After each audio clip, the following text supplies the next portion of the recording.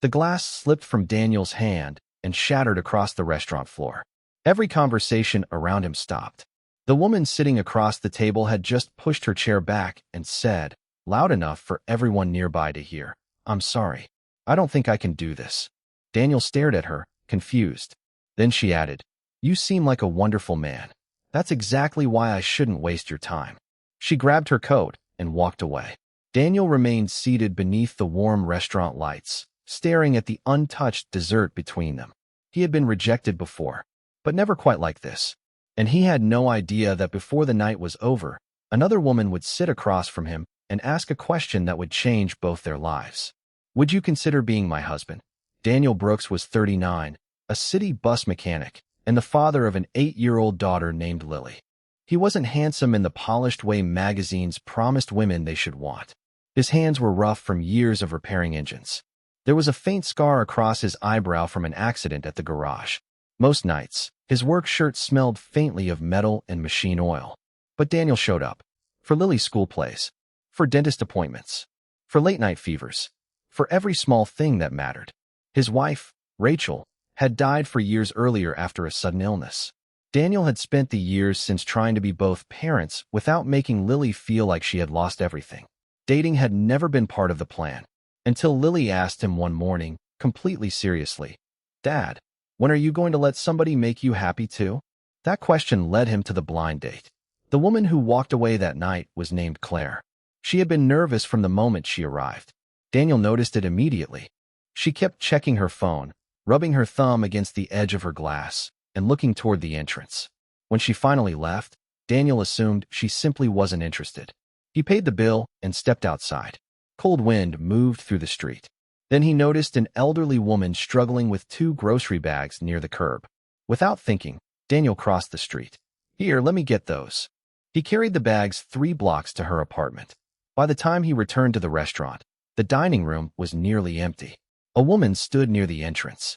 She was in her early 40s, professionally dressed, with tired eyes and a dark green coat. She had apparently watched everything. "You helped her," she said. Daniel shrugged.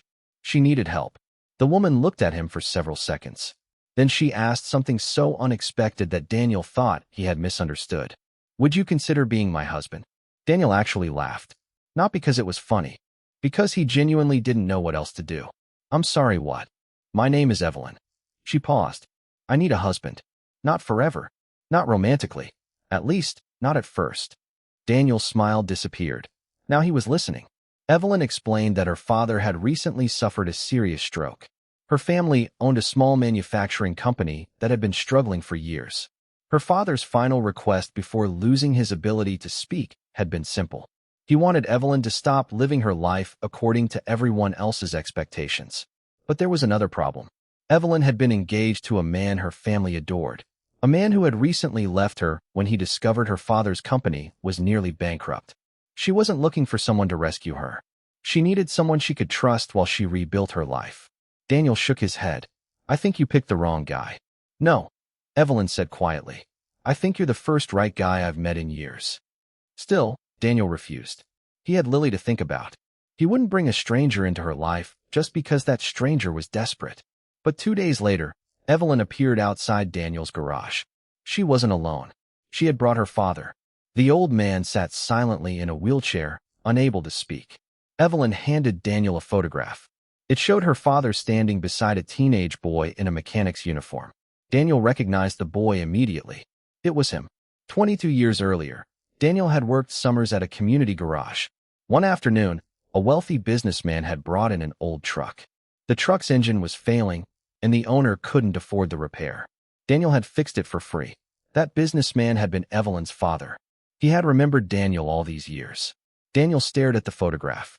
"You're the kid from the garage," Evelyn whispered. Daniel looked at her father. The old man's eyes filled with tears. But the biggest surprise came later.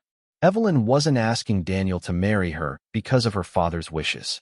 She had discovered something else.